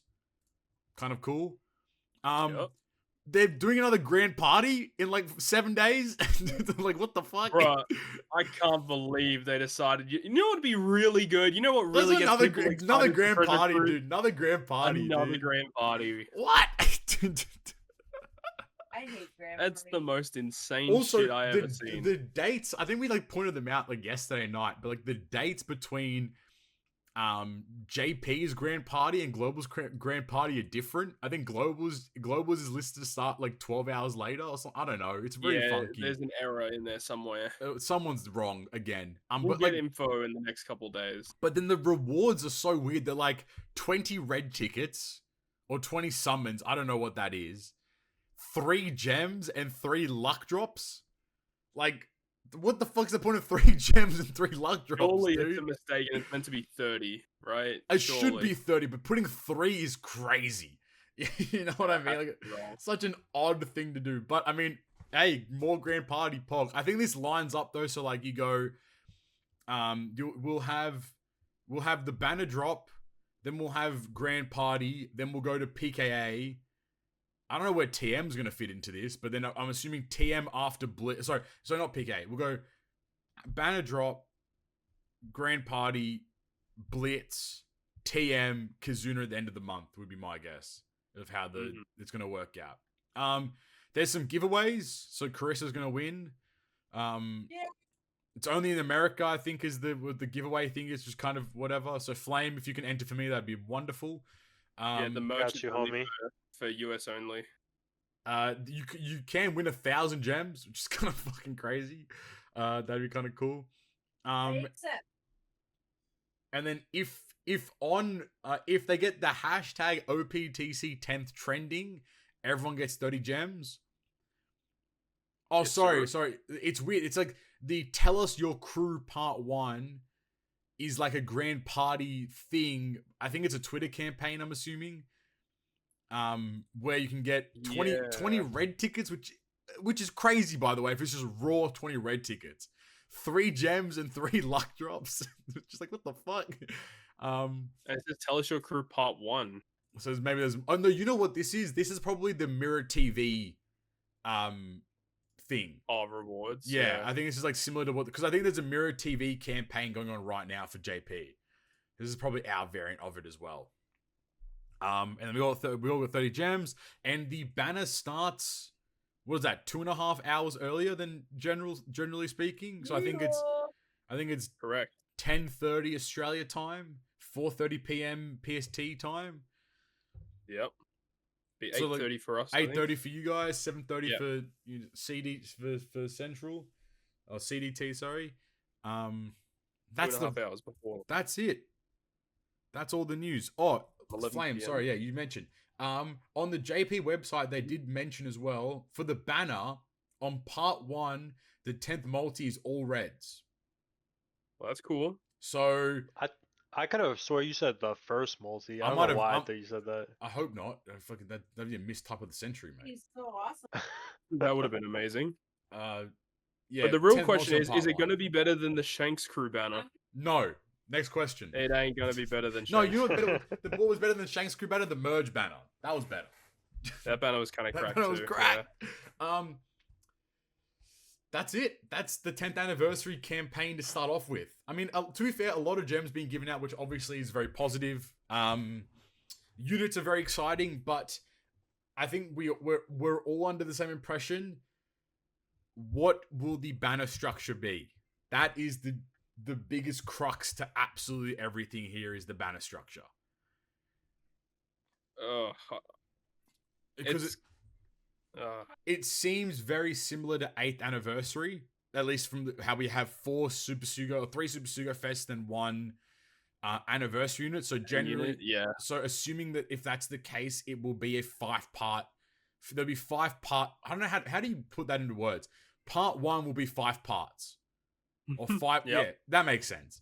I think. I mean, if you look back at the previous steps, I think there was a guaranteed. I mean, also rare recruits. What the fuck? How many rares for 8th anniversary? We had 5 rare recruits. So we don't even know what the rare recruits are. Exactly. They could be the Egghead Straw Hats. They could be other stuff. Like, I don't know. They could do a lot of funky stuff with the rare recruits as well. Maybe, bro, imagine we got a Shiki rare recruit. You know how cool that would be for the Roger? That'd be so dope. So who knows what that's going to be the case. But if I remember correctly, on 8th anniversary, the 30th multi on part 1 was a guaranteed new Super Sugo Fest unit. I hope that that's the case going for this banner, because if that's the case, I would generally say like a lot of people should be summoning on part 1 because it'll have all the units. Yeah. And doing 30 multis on part 1 might not be the worst thing, because like at least you can kind of decide where you go from there. Plus, on 8th anniversary banner, parts 1 and part 5 had TM legends on them. So I don't know if they're going to do the same thing here. I guess depending on when TM is meant to. I think TM is meant to be in between the Blitz and the Kizuna. But again, who knows, right? So yeah, because if they're doing the Blitz on the 17th, when's Treasure Map supposed to happen? Blitz will be 3 days or 2 days, so the 20th. But when did they say that the Kizuna banner was? It's starting the 24th. So that usually starts 3 days after the banner goes live or whatever it is. So Kizuna will be... Treasure Map might be like straight up right after the Blitz. It might be like a day after. So if Blitz goes for like 3 days, so like, the 21st, then TM will be from the 21st to the 24th. And then... something like that, maybe. Yeah, or sometimes the Kizuna banner goes up while the TM is still up, so... True. It actually does usually go up on the last day of TM, to be honest with you, so... And I'm assuming there's no TM banner anyway, because these units will be the boosted. So that means that there might be a shout that this banner might have TM characters on it. Yeah. Who knows exactly there. But that's it. I think that's 10th anniversary. I don't know if there's any final comments there to kind of go around with. But how do you okay, I guess like as we usually do, final thoughts on the initial section of 10th Annie. What's the vibe like so far? Yeah, I think this is going to be a pretty cool event. I just hope the Blitz battle is not awful, because we've had some really bad ones in the past. Oh yeah, Blitz battle versus Kaido. Here we go. Who's excited? Oh, dude, I never want to do that one ever again. So yeah, Carissa got some Gear 5 nails done. Who got her nails did? I got my nails did. Yeah. I mean, I think it's pretty exciting. Some weird stuff, of course, but I think we have to wait for more information to come out, and once I feel like next episode we'll have a better gauge for that. Absolutely, no, for sure. I think that when the data download comes as well, because we didn't mention, but like the 6+ Super Tandem Luffy also gets his own banner, which is, I mean, I think it's pretty normalized. And it mentions that they're going to do more of those in the future with other Straw Hats. Yeah. I think, so when we get the data download and we can actually see what like these, like the 4 anniversary legends do in Rumble will be very interesting. Plus seeing what Luffy's Super Evolution will do as well will be really interesting also. And hopefully we actually figure out what these, where these, Egghead Straw Hats are from as well. I'm assuming the data download will actually get a bunch of co-op information too. Most likely we'll get like the banner information for co-op and stuff as well. So yeah, because next pod we'll know exactly what Co-op Quest is all about. Oh, exactly. God damn, I'm not looking forward to that. I kind of am as well at the same time. It's very weird. I don't know. I'm very like hit or miss with co-op at the moment. So also we'll see how it plays out for sure. That's it though. I think for 10th anniversary information, I don't have any other news today, because I only woke up 30 minutes before the episode. Did you see the nail picture I posted? We haven't seen yet. Scanning. It's in general. Sam. Let me get my phone. Hell yeah. My nail lady is so good. She went to nail tech on fleek. They turned out so good. Wait, where is it? In general of potty chat. Oh yeah, she popped off. So that's it. We're looking forward to that. Hopefully, 10th anniversary delivers. It's a big celebration, so hopefully the gems keep flowing and a lot of new players join the game, but not only just join the game, but actually keep playing. That'll be that's the most important factor, to say the least. But from everyone's favorite section into the shout outs, wahey. As per usual, if you've enjoyed today's episode, make sure you go down there, hit the like button, hit the subscribe button, comment which Shanks you like better. Which art do you prefer? Do you prefer the old heads or the new heads? Or the egg heads? I don't know. But while you're down there, you can hit the join button. Support us financially. It helps out a great deal. Plenty of different tiers you can support us at. And, we do greatly appreciate it. Obviously, of course, I want to start out with our GGP producer of Alexander Wisniewski, our perfect member of Bryan, Kisa, McDermott, our great members of MyDrunkenMoneky and Cswins, and our good members of Ryoiin, Stump D, Gacha, Red Halo, Dr. E Recshin, Wankafella, Mike Schallo, Derry Jackson, and Kiri Karasu. Thank you guys for the continued support. We do greatly appreciate it. And thank you, lads. Everyone's favorite section, into the shoutouts, into everyone's actual favorite section. It is the Q&A. The Q&A. As per usual, if you enjoyed today's episode, I've said that twice now. If you have any questions, through to us, send them through to us at Twitter at GGP Podcast or our YouTube community tab. First question comes from at For You Matthew. They ask, do you guys think the structure in the Thank You Super Sugo is going to be fire, or does it scare you? They have not shown anything about it. Wishing everyone a great 10th Annie. We had a little bit of discussion just before there, but I mean, like, the part 1 having an all red multi is kind of cool. Obviously, it's very exciting. I mean, I'm assuming that it's going to be it'll be like a pretty. I'm not expecting anything too creative, I suppose, is my answer there. I think part 1 will have like, maybe it's gonna have that one all red multis. Maybe it'll have like another one at like 20 or 25. Yeah. But I think because it has that part 1's gonna be trash, and part 2 and 3 are gonna have better structures. Yeah, I think generally speaking that's the case. I think though, like, I'm holding out for, if part 1 has a guaranteed new Super Sugo unit, then I think it's still a good banner to pull on. Because going all the way to 30 on that banner, which I know is crazy to say, but like doing 30 on part 1 to guarantee yourself at least one of the new units, and like and then most likely all legends will be available on part 1 as well. Like, it's kind of a good sales pitch, I suppose. All right. Next question from Red Halo. He asks, rate each game mode out of 10. They're all 0. No, I'm kidding. All right. I'm just gonna read them out. I'm gonna read them off. Yeah. And then everyone's gonna say their answer at the same time. Event Island. 3. Okay. 5. 2. Like 5, yeah. Treasure Map. 10. 10? What? What the fuck? Probably 6.5. 7. 5. Kizuna. 6. 7. 6. 6. Rumble. 0. Oh, hey, this is normal Rumble. Oh, Yeah, normal Rumble. 2. Probably 4.5. 5. Yeah. Super Grand Party. -10. Shit is trash. 3. PKA. I feel like PK. 5. You like PKA? You're crazy. This COVID. I've never actually gone to PKA 150, so I just what the fuck? The unit and things bounce. These motherfuckers said PKA is good and treasure maps are 10. That COVID's hitting different. What the fuck? Oh my god. And maybe the sickness is fucking with It's my brain. frying your brain. Grand Voyage. Grand Voyage. Oh, Shit's a 1. 0. Sugofest. 10.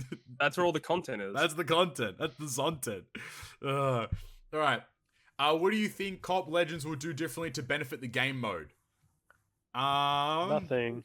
Nothing. Yeah, nothing. Probably nothing, but if they were to choose something, it might be like duplicate drops in co-op quests. That'd be my guess. And the final part here, you get $1 million, but for 10 years, anytime you see a birthday cake, you have to go take a handful out of it and eat it regardless of the situation, yay or nay. I'm down. Yay. Yeah, Oh, absolutely. I mean, that's yay, but that sucks for me because I hate cake. That's what I mean. I'm not a big cake guy, but if, bro, I'm 1 milli. It's easy money. I read that question and I was like, who doesn't like birthday cake? That's what I'm saying. Me and Flame, No, what's up? That's pretty good. Yo. All right, next question from Mr. Steel Pan. They ask, why the heck don't we have a skip function for Pirate Rumble? Discuss, please. Because it would mean that instead of players spending 800 gems per Super Rumble season, they spend 8,000 gems. Yeah, it would be Yep. really bad. It would be shit for the game mode to have a skip button. It would be very bad for the game mode to have a skip button. For casuals, it'd be okay, but not for people that are. Yeah, Yes. the whales and Yeah. the grinders, yeah. Next question. Both Alex and Monkindo ask, what are your thoughts on the Drake/Kendrick beef? Oh my god.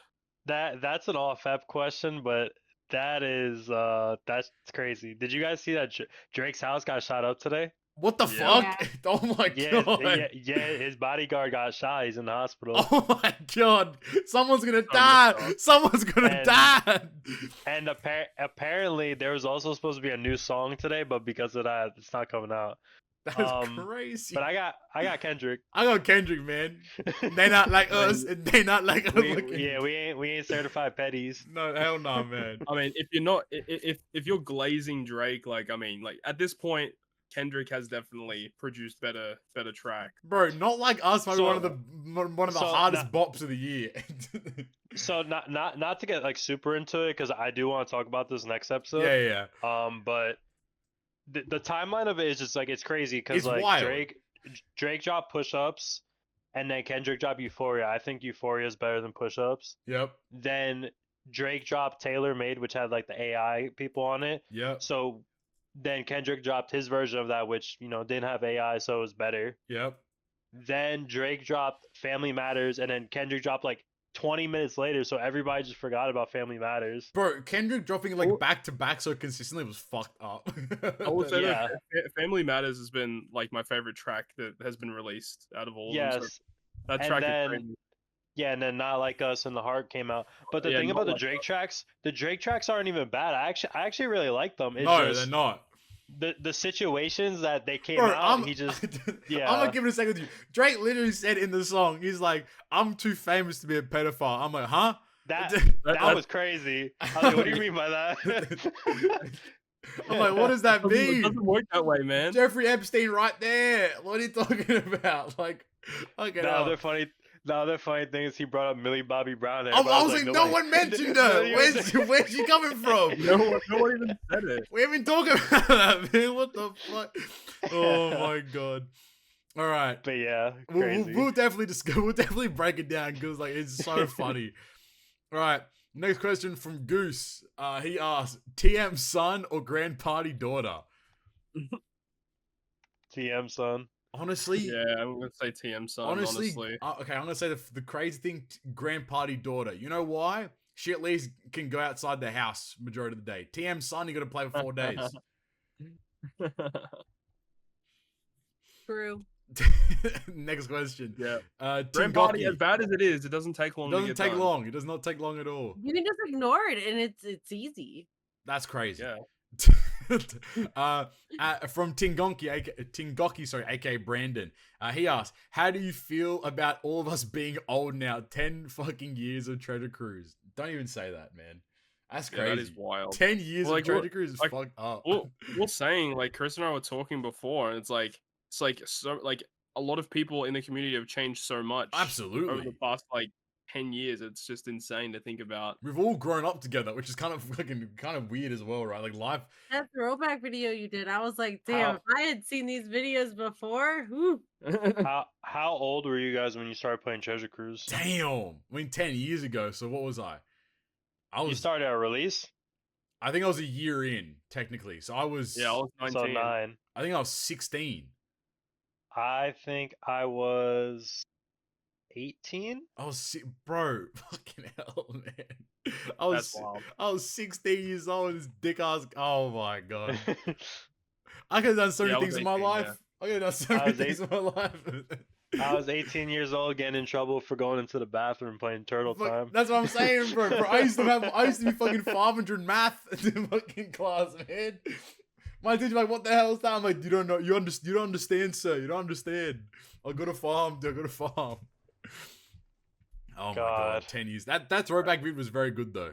I enjoyed that vid a lot. Yeah, shout out to Alex. He because we met him at locals, at card game locals the other day. And he was the one that actually suggested it. I'm like, oh, that's actually a pretty good idea. So shout out to Alex. For real.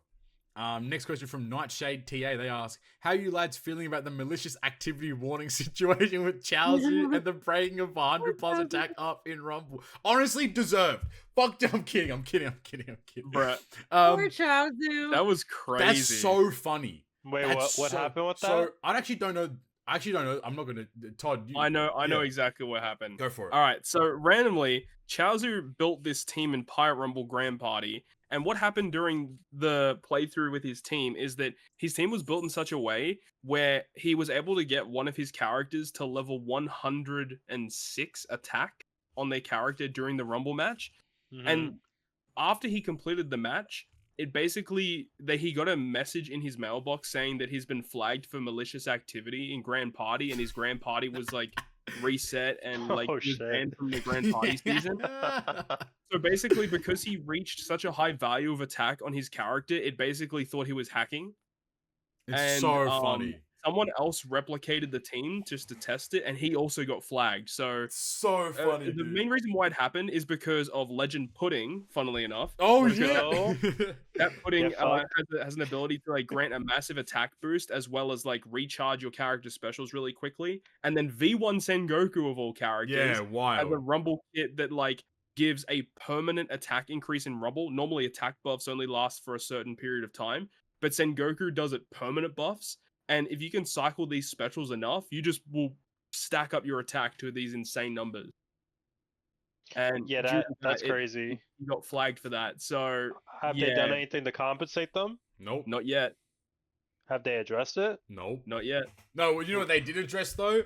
They're actually making Gear 5 better in fucking Grand Party. Oh my God. Oh yeah, his Rumble Grand Party burst thing is affected by enemy resistances. It's not meant to be. Making him, it's not supposed to be affected by resistance. Which is so funny. They're making they're just giving the rich get richer. Good. Yeah, I know. They're making him better. But we have to wait until like mid-June though, which actually isn't that far away to be honest with you. So, we'll see. Maybe the new Gear 5 is going to be better anyway. We'll see. Who knows? I don't know how they're going to make it better than the current Gear 5. Just higher number. That's it.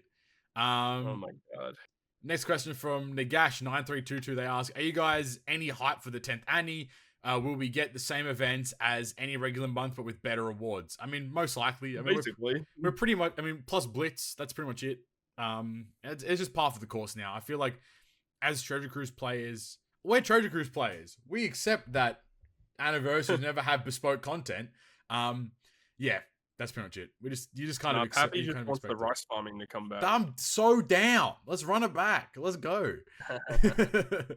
Next question from D Foxy. They ask, can't wait to hear all of you guys' reactions on the Annie units. Where would you like to travel? Is his question. I'd like to go to Japan. Fuck Stump because he's going again. Yeah, true. Fuck Stump. If you guys were to travel somewhere right now, this second, pack up and go. Where are you going? London. Nice. London. And get stabbed. Yeah. Get shanked, bruv. Yeah, you get shanked, bruv. Texas? Why? Yes, sir. Why? I want to pay extra to drive on the highway. No. Come on, Every single road in Texas is a toll road.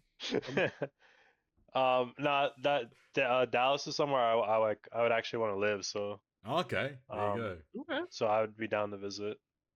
I love Dallas. It's just too hot in the summer. Yeah, I love summer, so I wouldn't mind. Don't know. Where would I want to go right now? And Japan would be awesome. Obviously. I also would love to go to I think Italy would be kind of nice. Yeah, somewhere in Europe, some European. Take me to the Netherlands, mate. That's where I'm gonna go. Denmark. I also would like to go back to Australia. That'd be cool. Nah, you're not Nah. allowed. And then take Carissa this No, time. okay, now you're back to being allowed. That's fine. We'll allow that. Pull up Alright. to Melbourne. Melbourne, yeah. Melbourne. Yeah, Alright. Melbourne. To be honest with you, I was in Melbourne like last weekend. The CBD is so dirty. I actually hate the Melbourne CBD so much. If you think Melbourne is dirty, just wait until you ever go to New York, man. That shit's stanky. I don't even want to. stinks. I don't want to anymore. I don't want It's to. like be Melbourne, bruh. but like 10 times dirtier. Probably Flame's fault, to be honest with you. I reckon. Pull up, dog. No, I'll pull up on you. No, don't say that. In America, that's a different connotation. Saying pull up is, oh shit, I'm gonna kill you now. Okay, next question. Obsidian_Steed. He asks, the last anime you've seen is the world your life is set in as the main character. Where are you and how fucked are you?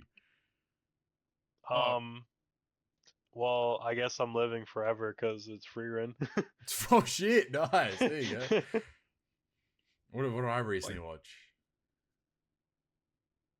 I guess the last thing that we watched was One Piece. Oh Yeah, shit, Luffy. you're Luffy? Hell yeah. Let's But- go, Nika.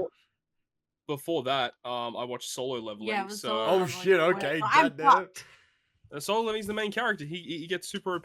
He gets Yeah. super P, dude. Yeah, you might. I'm gonna end up dead. Nah. Don't say that. The last anime I watched was Horimiya Peace, so that's good life for me, mate. I'll tell you that much. Oh, you motherfucker.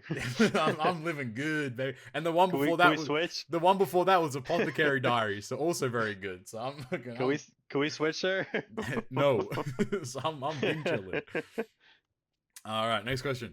From @Simbas9726, would you leave your baby with a bear or a man in the woods? What? I had to look this up. Supposedly it's like I think it's like a TikTok trend where like they just ask. Yeah. It's like, would you leave your baby with a bear or a man in the woods? Honestly, the bear. Fuck the man in the woods is scary. Child stays with the bear. On the off chance that my child doesn't die, I think the bear looks after the child more than the man does. It'd be a deadly beast. Like, I think the bear looks after the child more than the man. The baby's just a snack for the bear. No. Depends if it's a hungry bear. The or not. baby's probably a snack for the man in the woods. Oh shit. What's a man doing in the woods? It depends. What if, that man could be anyone. What if it's like your father? Where Oh did well, the in that baby case, come from? I'm still giving it to the bear.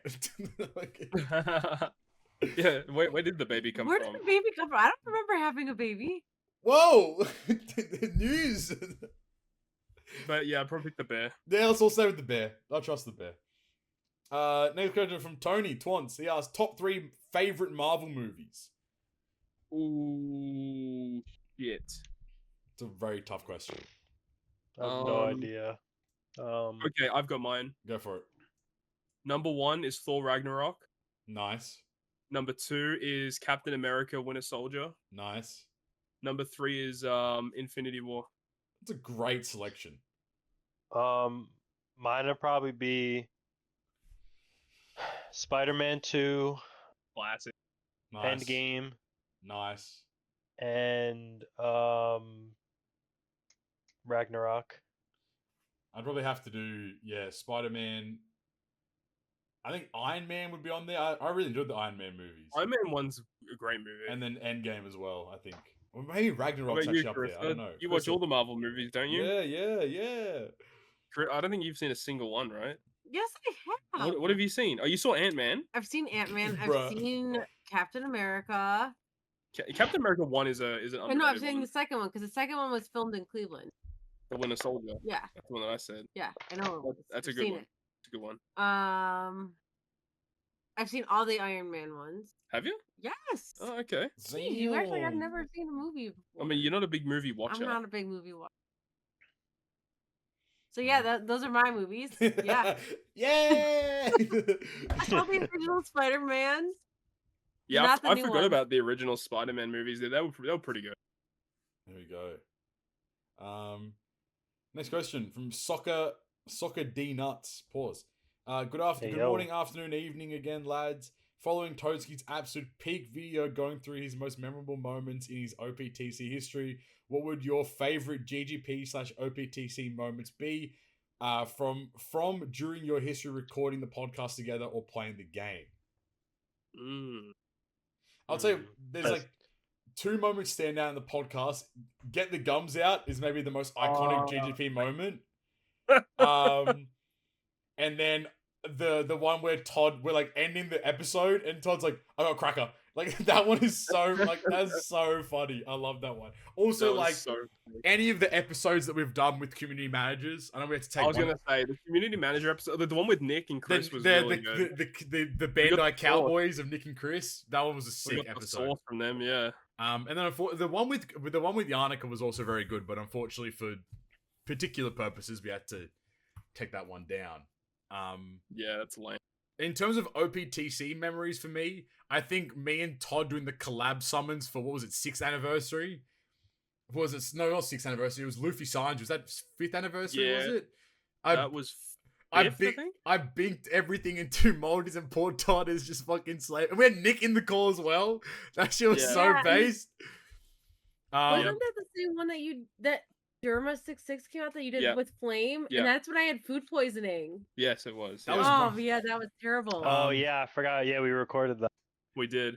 Yep. And then I think my other moment is on Flame's channel where he's doing the ticket. Was it the ticket pools or was it the summons? No, you stole mine. I was gonna say it. Okay, you can say it. All right, so basically, I think I was streaming TM. Ah, that's it. Yeah. I was in a Discord call with like the people in Knight's Discord server. Nice Discord, yeah. And Poppy was just in the chat talking shit, and I was trying to pull somebody. I forgot who it was. And it was Sabo. It was the Strength Sabo. And I popped the ticket and Poppy's just like Strength Sabo. Boom! It popped up. That was crazy. That was sick. Me too with Ace and Yamato. What? When I pulled Ace and Yamato, Pappy was like, "Oh, you're gonna get a second Ace." I remember that when I was in the stream chat. I was like, "Here it is.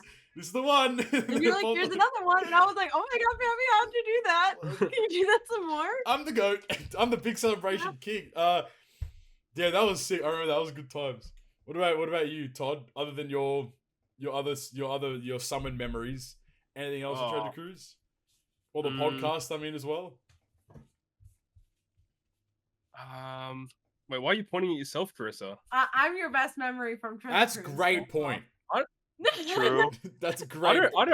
I guess you're from Treasure Cruise. I don't think it works that way. Todd's best memory from Treasure Cruise is meeting us. Smiley face. Hey. I've already listed all my all the memories I can think of. For me, it's also like the award shows. Like getting to host those has been like super fun as well. Yeah, those are always a lot of fun. Getting to 100 eps on the podcast. The fact that in August the podcast will be 5 years old, I think it is, or 6 years old or something like that. Like some crazy number. Like all that kind of stuff is just ridiculous, to say the least.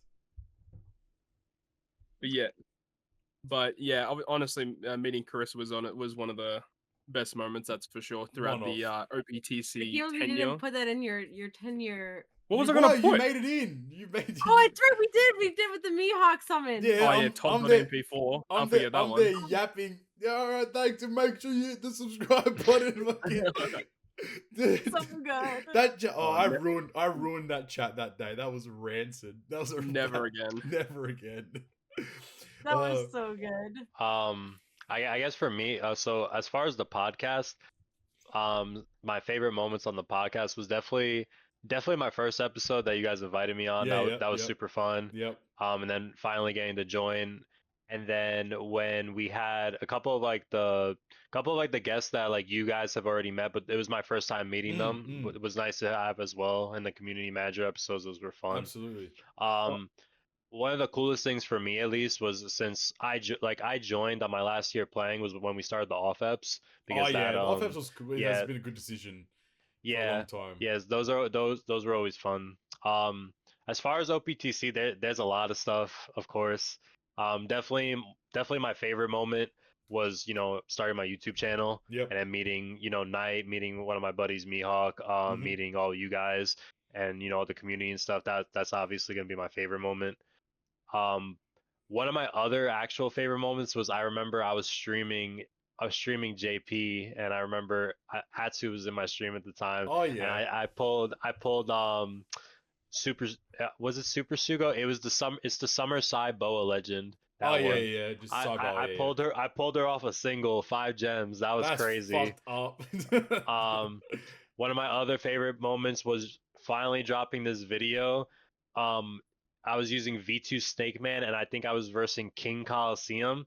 And I just completely shit on this one dude in the comments section. I thought I couldn't do it. That was such a good video. Yeah, your videos back in the day where you used to shit on comments saying, "Oh, do it with this. You can't do it." Or blah, blah, blah.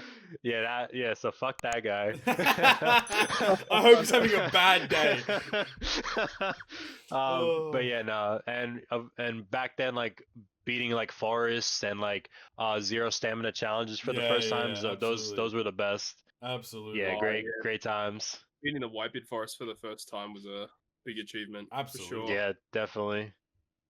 I think another big memory for me was when Bandai flew me out. For fucking hell, that was crazy. That was awesome. I'm still so mad that they took so long to announce that. Another really cool thing, for Todd as well, is when we were in the group and they let us do the test runs on the accounts and upload the videos. Yeah, that was sick. Yeah, that was awesome. I did more of that. That was so cool, but like it was such a pain in the ass to get that organized. Yeah, dude, I remember not to shit on them, but the first one that came out when they dropped all the units and none of them were leveled up, and we had no units to play with, no rare recruits. Yeah, we just had the legend, and that was it. Yeah, Todd had to drop an Excel sheet of all the units that we should have. Yeah, it was like literally a full Excel sheet of which unit we needed to like. So I just put a list of like 100 units of like, just give us these and we'll kind of work it out. We'll make content. None of the units had levels. None of them had special ups. None of them had pockets. Yeah, they didn't have. Yeah, that was crazy. That's so bad. And that was was that like when you, Atsu, and Flame were doing like Atsu was doing like the Rumble like showcase thing, and then like it was around that time. We did it. I don't remember how many times we did it, but I know we did it more than once. I know we did it for like Roger and Odin and all them, and then I know we also did it for Luffy and Sanji. Yeah, the super types. It was Luffy. Luffy, Sabo. No. We didn't do them. We did it when Luffy and Sanji came out, the Dual Legend. Oh yeah. With John. And then that's right. And then I think that's when after that is when they died. Yeah, because I remember that's when I dropped that video. It was like, oh, who's the best? And it was like them and versus like Roger. I remember that. Yeah. And we got to, I don't know, well, at least I got to do the Akainu legend that came out randomly. Strength of Akainu. I remember that. That's Strength of Akainu. And then I also remember you guys got to do the tutorial series, right? Yeah, that was pretty good. I mean, that tutorial series was a lot of freaking effort. That was Yannicka. We had to write like 20+ page script. Shout out to Yannicka. Yeah. And then then when the scripts had to be approved and then like read by like and translated into Japanese and stuff so that they could read them. And then we had to like record them, had to edit them, and then the editing needed approved. It was a long ass process, but we got a pretty good compensation for that with like the treasure chest and all that. I think one of the coolest moments in terms of community with Bandai was when you and Stump were in the game for your Rumble fights. That was cool. That was the global annie for I remember being on my way to Sydney and getting that news, I was like, what the fuck? I was like so gassed. I was like, that shit's so dope. Like doing that is just so cool. That was so funny because they told us to make a team, and then the teams that we made initially were like too strong. Too and they're like, good.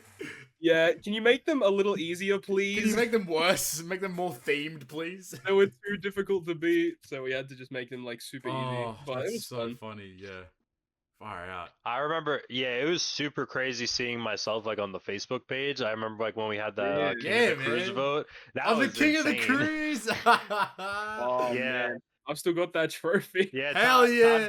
Todd beat me by like 100 votes. Hell yeah, dude. And then we got the iPad as well. Oh, the Yeah, iPad skin. Dude, I'm not gonna lie. I'm not gonna lie. I threw that fucking sticker off, but I still use the iPad. Yeah, the iPad came with a sticker on the back of it, and it was like, I mean, like it was a skin. Yeah, it was a skin. It wasn't the best, but you know. I think my favorite management moment is being called a negative Twitter presence. Anyway, moving on to the next Same. next question. No, look, at the end of the day, I think like as much as like we all complain and all that kind of stuff, like I mean, like we talked about it before, right? Like we all started the game 16, 17, 18, 9, like you know, like it's been such a large portion of our lives in one way, shape, or form. You know, like it's literally like it's Todd's career, for example. Like you know, we've had this podcast for. I think we're approaching 5 years now for the podcast as well. Like, so we've all been like involved in the community to some capacity for such a long period of time that like, you know, like it's just basically part of our life now, which I think is like really dope, you know? So like, it's a really cool feeling to have there. So we're very appreciative of obviously like the dev team and the production team and stuff for maintaining the game and, you know, allowing us to keep shitting on it week in, week out, you know, and like they keep, you know, and like we do our best, you know, so I think that's the most fun part of it all. Next question from Dingle Ding Dong, aka Kiri Karasu. They ask, hey there, GGP crew, as always, thanks a lot for all your effort. Though 10th Annie is right around the corner, it's time for the ultimate 10 years update to the Legends per week index. So what's the number say? Oh God, what is the number now for Legends per week? Oh, my man's didn't update it. I did. I tweeted recently. What do you mean? What do you mean legends per week? So I have this thing where I'm like days per legend since New Year's is at 6.7. Okay. So every 6.7 days we get a legend. We get a legend on average. What? Since the start of the game, it's been 12.3 days per legend. Yeah. So that's about that number there. I think if you factor in like the next 4 legends coming, because I haven't actually added them into the sheet yet, that number gets lower. Obviously. So it's gonna be like 6.4 days per legend. So one legend a week on average per year. You know, that's ridiculous.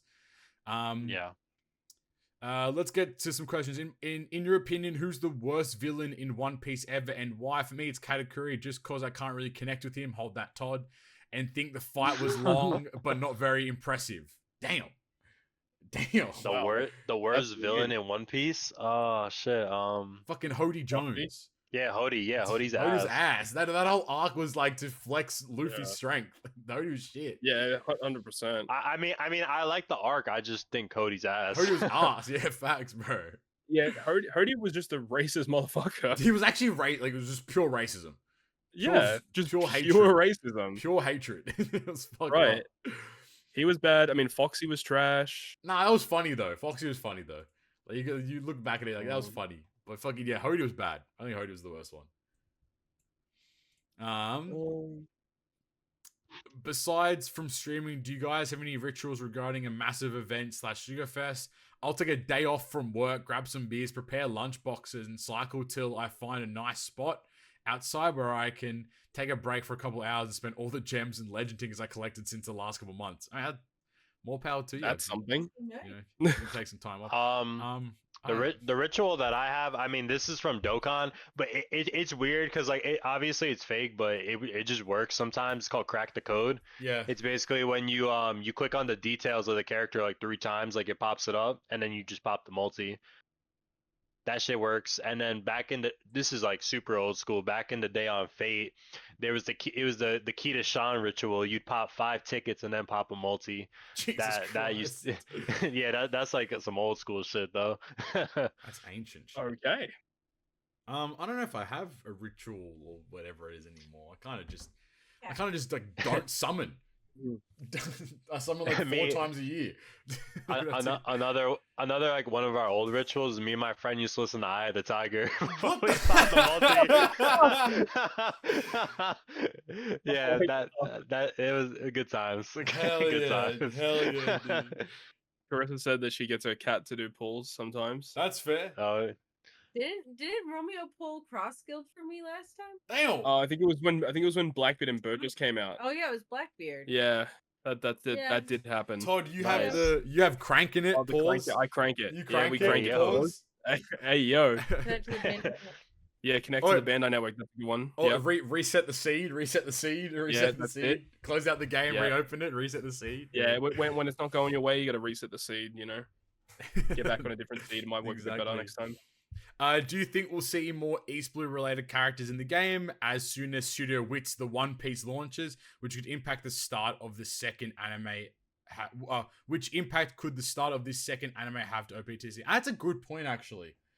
I didn't think of that. We probably will get some advertisement in Treasure Cruise, to say the least. But Probably, yeah. it could be a good idea to release like an East Blue Legend Luffy or whatever it is. Fresh out the barrel. I'm so down. That artwork would go crazy. Legend Alvita. No, thank you. I'm down. Run it. Run the set. I'm so down. Let's do it. Why not? Something unique. Alvita. Legend Kid Cobby. I'm down, bro. Shanks versus the Sea Monster. Bro, Shanks versus Sea Monster. Sea Monster Legend. Higuma. Higuma 6 plus 5 plus. If I can come back. Let's go. Again, thanks a lot for all your work. Looking forward to hear you guys soon, and wish you all the best of luck for the upcoming anniversary pulls. Greetings from Germany, Kiri. Thank you, Kiri. And final question from Wankafella. Pause. Hey fellas, thanks for another episode of GGP. With May the 4th just passing and having my little Obi-Wan dress up as a Jedi, that's very cute. It made me wish I had a real lightsaber for him. That's not as cute. So for you guys, he's going to kill himself. I don't want that to happen. So for you guys, which one of the following would you want to have and why? Luke Skywalker's lightsaber, Thor's hammer, Ichigo's Zanpakuto, the Elder Wand from Harry Potter, Death Note, Escanor's Divine Axe, or the One Ring to rule them all. I guess we'll start with that. Which one would you want to have? I mean, like, I don't think I could lift Escanor's axe. I don't think I could lift Thor's hammer, so those are out. The Elder Wand okay, so the Elder Wand is great, but you need the other 2 pieces to go with it. You need the cloak, you need the fucking and you need necklace. the stone, the resurrection. Yeah. Okay. I think Ichigo's Zanpakuto would be pretty based. Fucking Death yeah. Note. Yeah, honestly, it's that or the One Ring. I think the Well, Death the One Note. Ring can ruin you. You saw what it did to what's his name? Frodo. Yeah, it destroyed him. I'm taking the Death Note. I think the only one left is Death Note. I'm taking the Death Note and I'm putting Stump's name in it. The lightsaber would be cool too, though. To be honest. Yeah, but like, again, I don't know, man. I'm Think how loud that would be. I'm taking the One Ring. Y'all gonna have to push me off the cliff. I'm putting your name in the Death Note. Fuck you. I'm putting your name in the Death Note. Flame will jump off the cliff. Flame will with the jump ring. off the cliff with the ring. Sorted. Stump will choke on onigiri roll from fucking 7-Eleven. Sorted. On the One Piece side of things, do you guys think that Bandai have done enough for the celebration, considering this is the 10th anniversary of OPTC? I secretly hope Bandai has some big things they haven't revealed to us yet. I think there will be more to come. I wouldn't get your hopes up. I think you'll get more Sugo Fest. I think you'll get more Sugo Fest and potentially more gems. More content though? No. That's not gonna happen. But I guess content is summoned, so take it with a grain of salt. Well, we're gonna get Co-op Quest, so we'll see what that's all about. I ain't true. Yay. Co-op Quest could be something immaculate. I'm my fingers are crossed that we break Co-op Quest on like day one. So just clear it by yourself. That'd be so funny. Just clear it by yourself would be so jokes. And he just says, cheers. Awesome. Thanks. That's it. 10th anniversary episode wrapped up. As we mentioned, we haven't got the full breadth of character information. So obviously the next Treasure Cruise ep, which will be more towards the start of June or like mid-June, we will be able to like discuss those units more in depth, as well as whatever new units are there as well. I mean, like I'll say for least, I think that we're all very excited for 10th anniversary. It's going to be fun regardless of how much content there is or what the banners are. Like, it's always a good time to have a nice celebration that everyone is kind of like, you know, meets together on type beat. So I think, you know, it's going to be very exciting to say the least. But that does it for us. If you enjoyed today's episode, make sure you go down there, hit the like button, hit the subscribe button, hit the join button if you want to support us financially, and comment which Shanks art you prefer more. While you're also down there, head to the into the description to our link tree link that is linktr.ee/Great Perfect. You can find all of our social media platforms, that being our Twitter at GGP Podcast. You can find us on anchor.fm/Great Perfect and all podcasting platforms we are available on. While you're down there as well, make sure you go and support us all on social medias. You know, we're all down there. Go for maybe Flame streams 10th Annie. Who knows? You know, make sure you go subscribe and do all that kind of fun stuff. I know that I'll be streaming Annie, and I'm definitely certain if Todd doesn't go to his card tournament, he will also be streaming Anniversary as well. Card tournament is at home. Yeah, it's an online tournament. Online, so he'll be there no matter what. You watch the only freaking time that I actually do really well in a bloody you know what, you're gonna do so well, and you're gonna be like, what do I do? You know. Well, so the last one on Saturday, it ended at what, like 9:30? Okay, well that's not too bad then. And that was on Pacific time. All right, so this one should end 2 hours earlier. Depends how well it's ran. Fingers Depending crossed. on how well Fingers crossed. How many cheaters there are. Fingers crossed for you guys, to say the least. But that's it. I've been Captain Poppy, Flame, Todd, Carissa, and Knight, wherever he is. Thank you guys for listening to episode 20 next time. Peace. Bye.